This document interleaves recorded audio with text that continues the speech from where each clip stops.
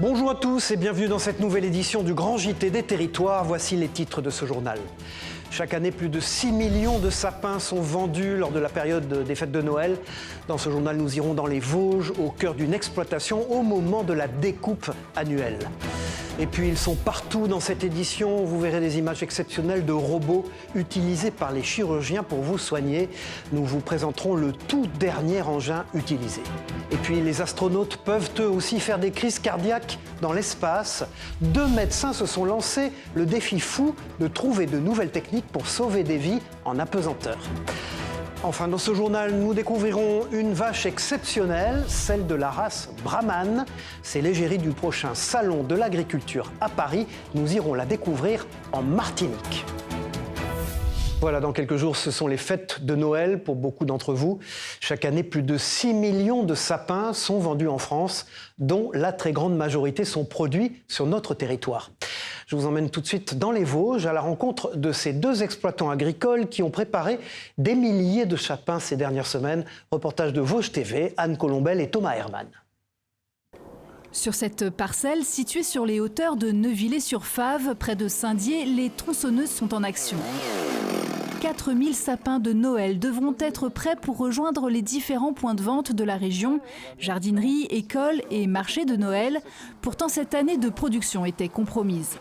On tendait un peu le dos par rapport au réchauffement climatique qu'il y avait eu en 2018, puisqu'on arrivait dans la période où ceux-ci étaient commercialisables, les sapins étaient commercialisables. Donc on pensait avoir beaucoup de trous dans certaines tailles et finalement non, on a réussi à trouver toutes les tailles qu'il nous fallait. Le roi des forêts, c'est donc lui, ce conifère originaire du Caucase et qui a su s'imposer en Europe. C'est principalement du Norman. Comme chaque année, on voit que l'épicéa est de moins en moins demandé. Les sapins de Noël des Vosges est une entreprise créée en 2012 par 2 autodidactes. Aujourd'hui, la production déodacienne s'étend sur 13 hectares répartis sur près de 30 parcelles afin de diversifier les expositions au soleil. On ne met aucun produit chimique, donc il n'y a pas de désherbant.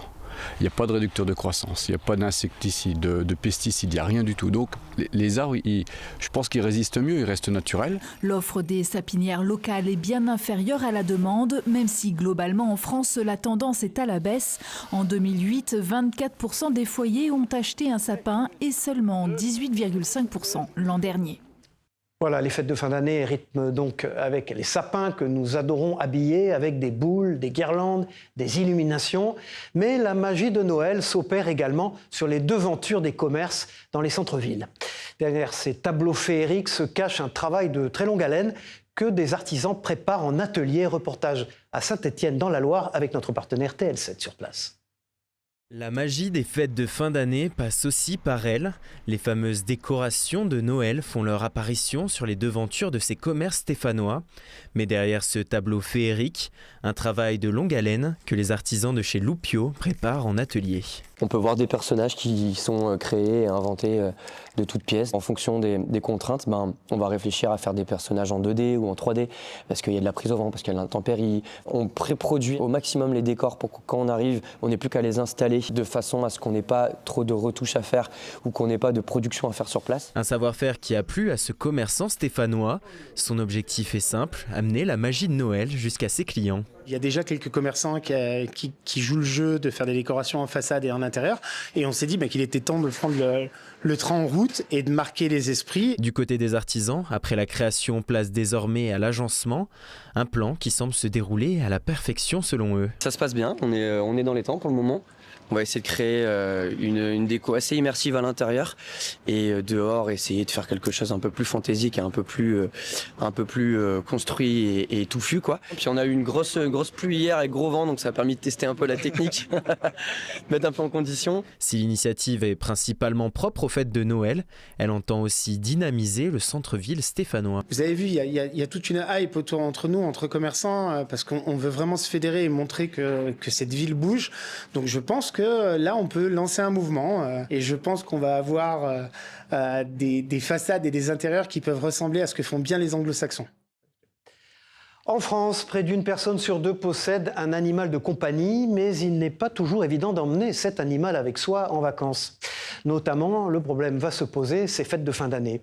Des refuges ou des pet-sitters, par exemple, peuvent prendre le relais. Exemple en Haute-Corse avec Maléane, une jeune pet-sitter. Écoutons-la au micro de Télépaisé. Je suis assistante vétérinaire de métier et pet-sitter de mon temps libre du coup. Les gens quand ils partent, surtout aux périodes prisées, c'est-à-dire Noël, les pensions, il n'y en a que 2 dans le coin, elles sont rapidement pleines.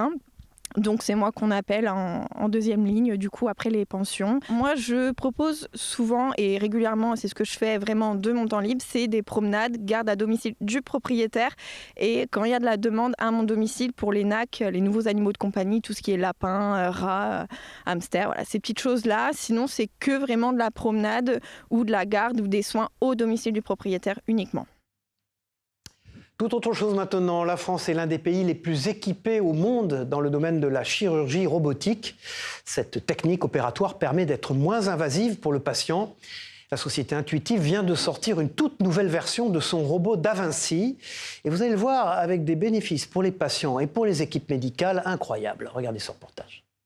En France, la chirurgie par robot assisté a fait son apparition il y a plus de 20 ans. Véritable prouesse, cette technologie permet d'opérer le patient dans de meilleures conditions, mais surtout d'être moins invasif.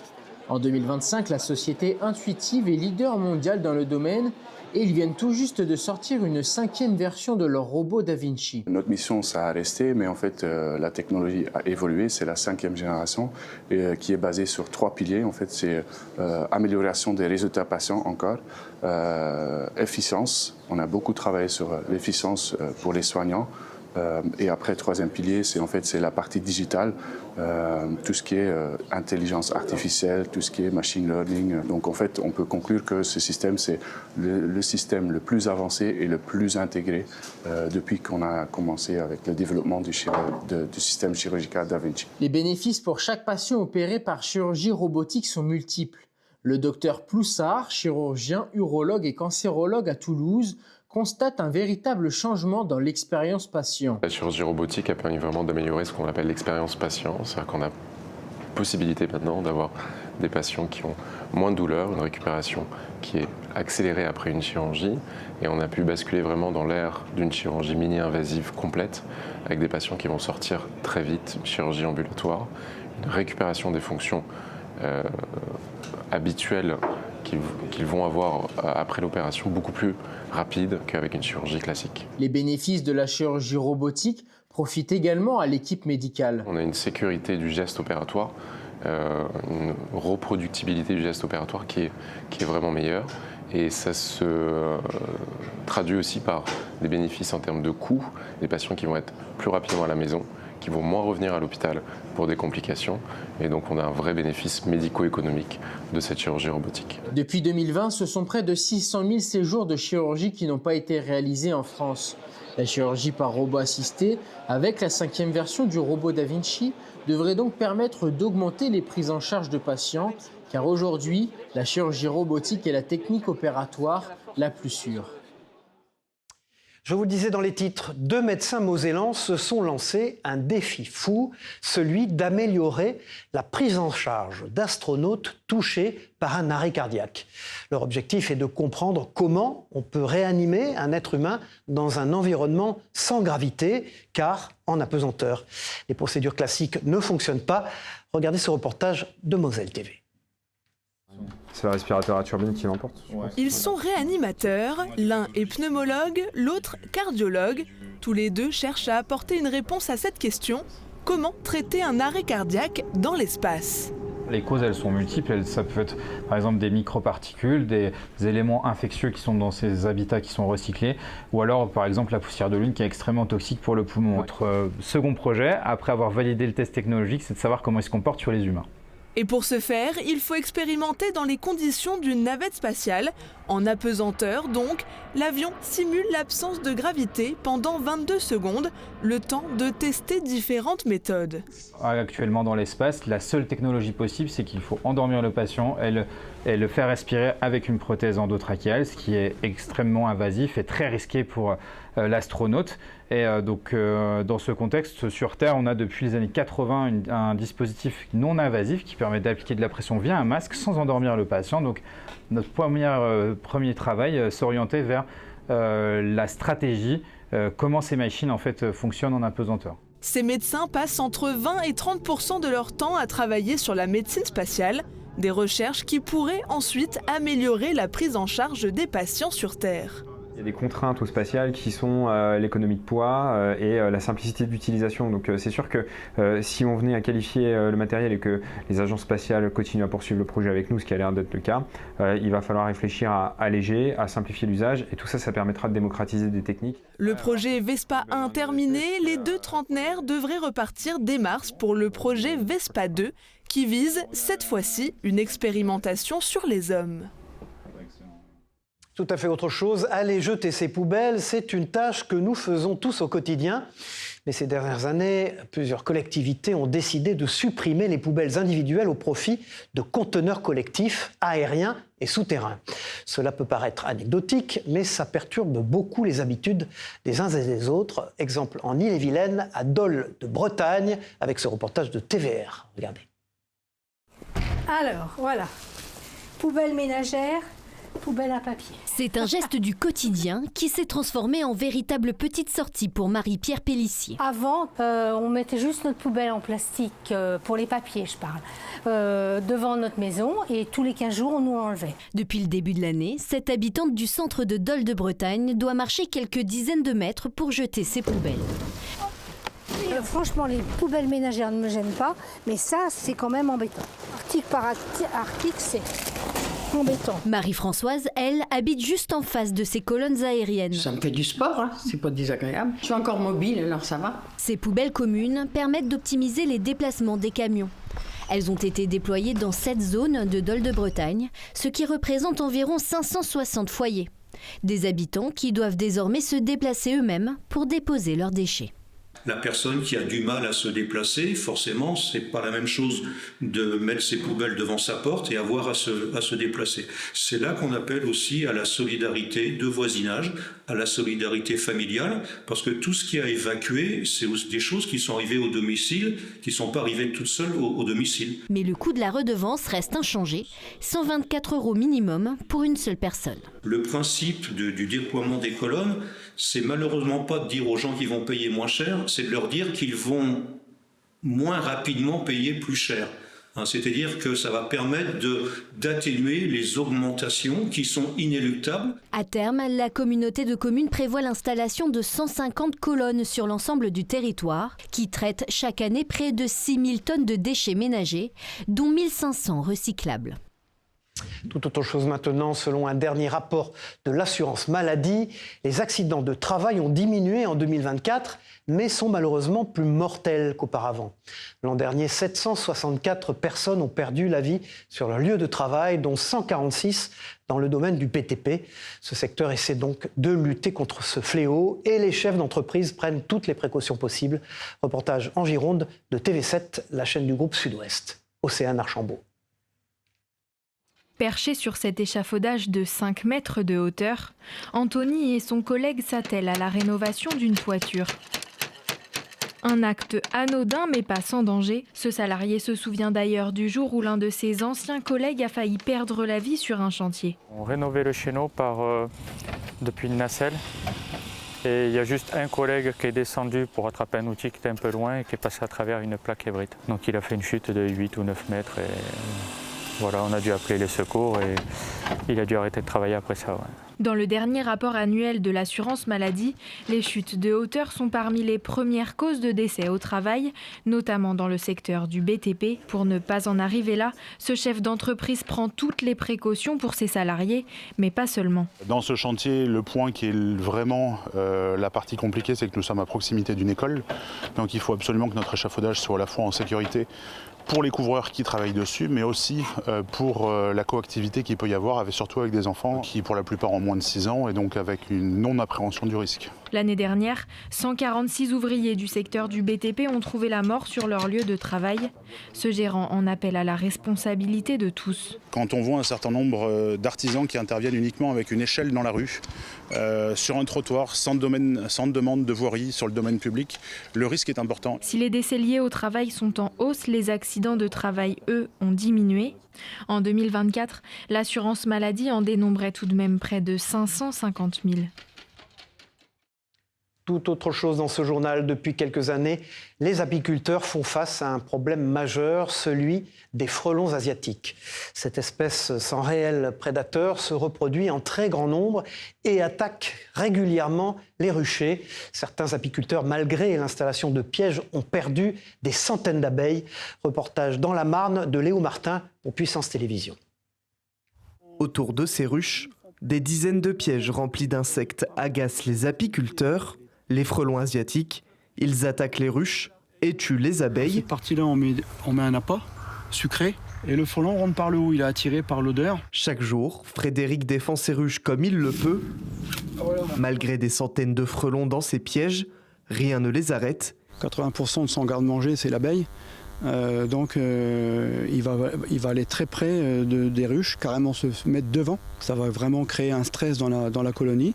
Les abeilles communiquent entre elles, savent qu'il y a un danger, elles ne sortent plus. Moins de nourriture qui rentre dans la ruche, la reine est stressée, elle pond moins. Donc moins d'abeilles dans la ruche, la colonie se meurt à petit feu. Et donc ils prolifèrent parce que n'ayant pas de prédateurs, de la nourriture à portée, parce qu'ils ne vont pas que sur des ruches, ils détruisent d'autres insectes. Quelques jours auparavant, il avait même détruit un nid de frelons asiatiques.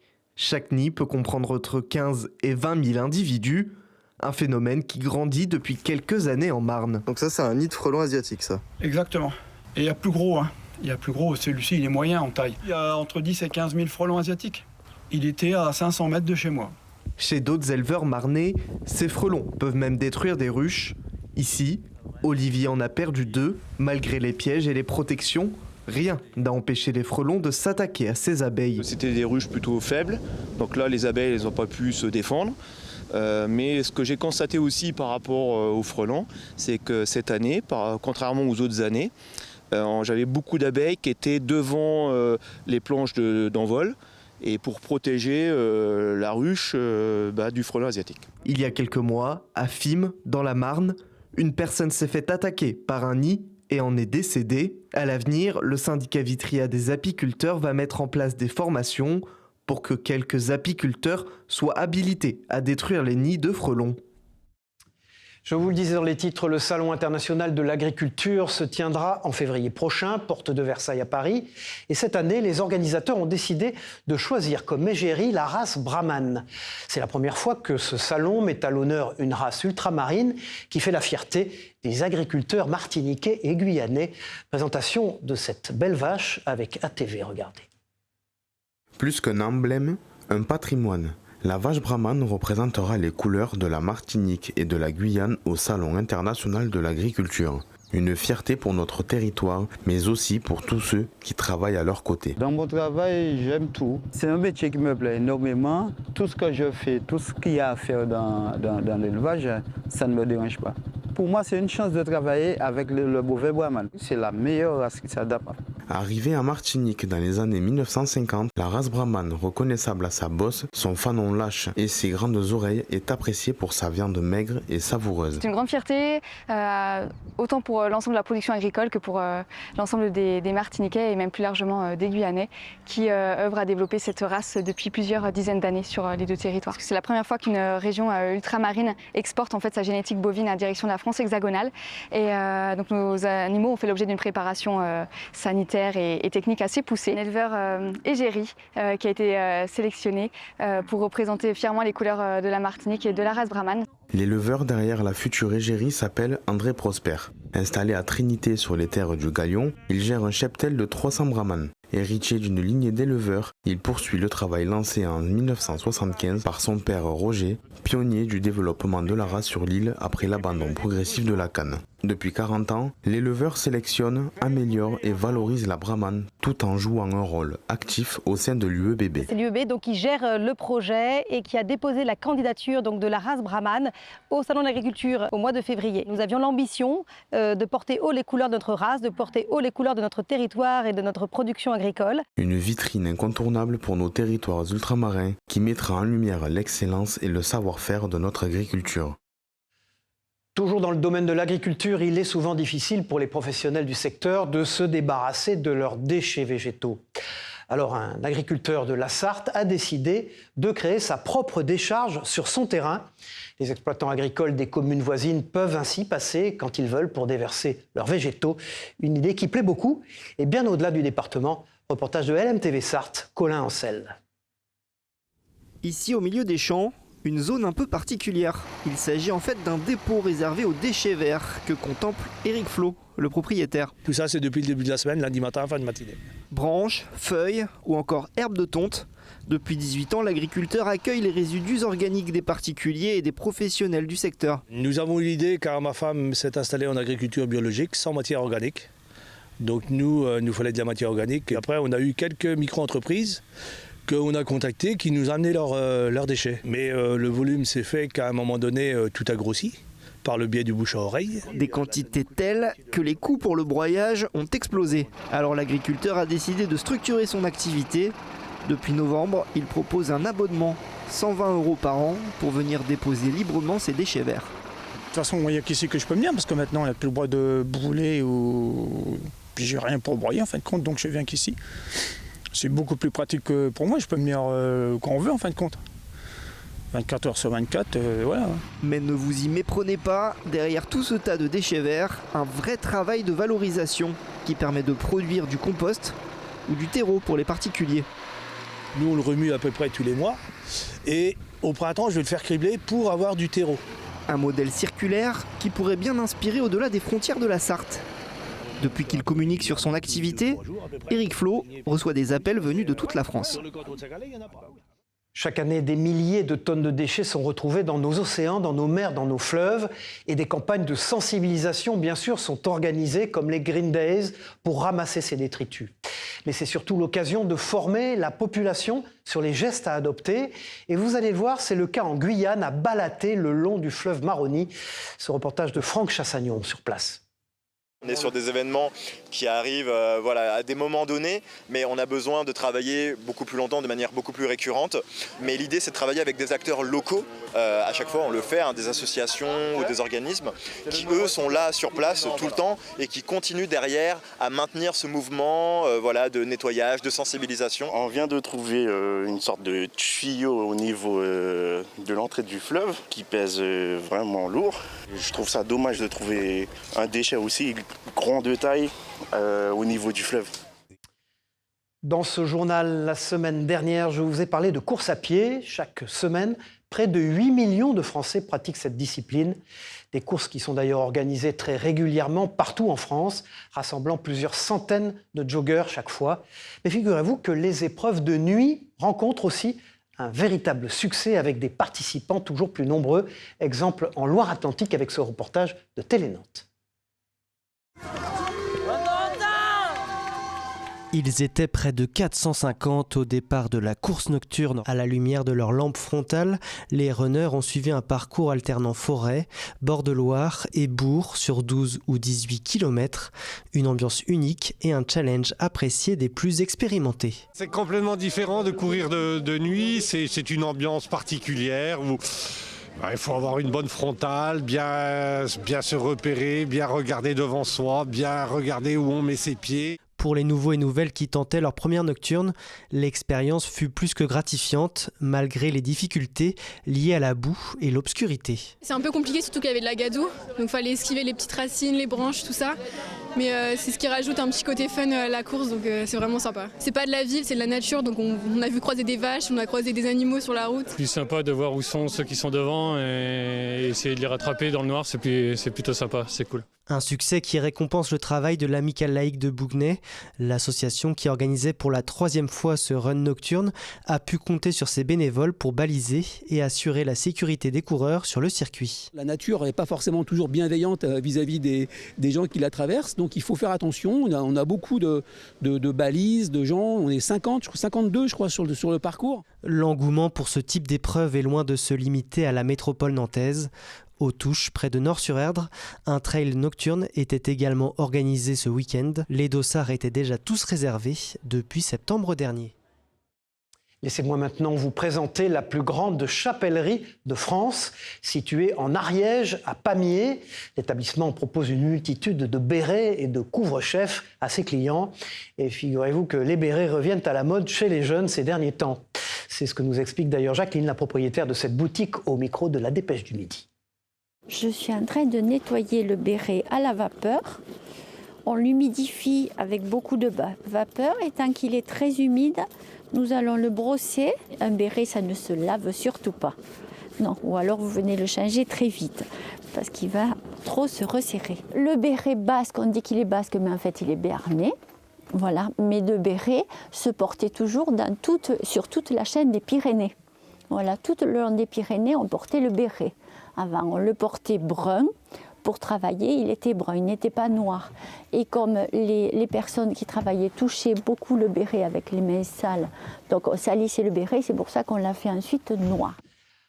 Voilà, au revoir, c'est la fin de ce journal. Merci à vous de l'avoir suivi. On se retrouve très vite pour une nouvelle édition du Grand JT des Territoires. Au revoir à tous.